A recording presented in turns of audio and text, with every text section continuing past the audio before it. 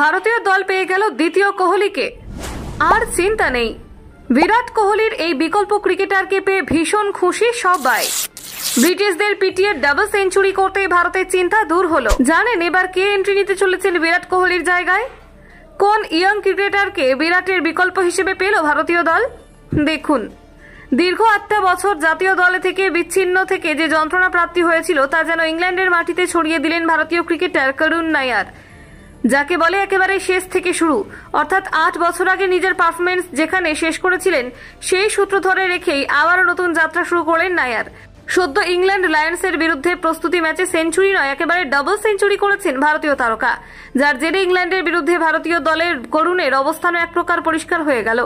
বেশ কয়েকজন ক্রিকেট বিশেষজ্ঞের দাবি, ইংলিশদের বিরুদ্ধে টেস্ট সিরিজ চলাকালীন নায়ারকে 3 নম্বরে জায়গা দিতে পারে ম্যানেজমেন্ট। ইংল্যান্ডের বিরুদ্ধে মূল টেস্ট সিরিজে আগে বেসরকারি টেস্ট খেলছে ভারতীয় এ দল, আর সেখানেই একেবারে গুরুত্বপূর্ণ ব্যাটসম্যান হিসেবে জায়গা হয়েছিল করুণ নায়ারের।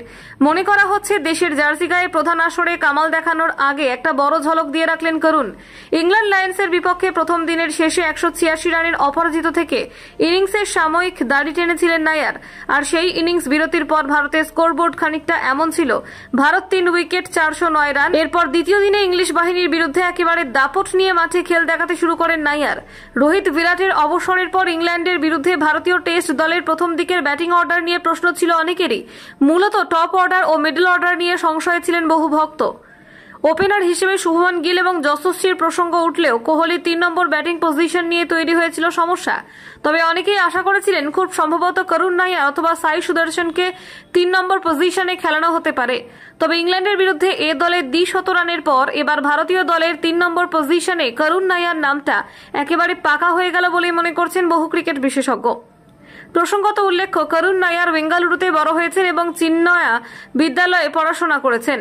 তিনি কর্ণাটকের হয়ে ঘরোয়া ক্রিকেট খেলেছেন এবং পরে বিদর্ভের হয়ে খেলতে শুরু করেন। 2013-14 মরশুমে কর্ণাটকের হয়ে প্রথম শ্রেণীর ক্রিকেটে অভিষেক ঘটে তার। করুণ নায়ার 2016 সালে জিম্বাবুয়ের বিরুদ্ধে একদিনের আন্তর্জাতিকে অভিষেক ঘটে। এরপর 2016 সালে ইংল্যান্ডের বিরুদ্ধে টেস্ট অভিষেক হয় তার। চেন্নাই টেস্টে তিনি 303 রানের অপরাজিত ইনিংস খেলেন, যা ভারতের হয়ে দ্বিতীয় ট্রিপল সেঞ্চুরি।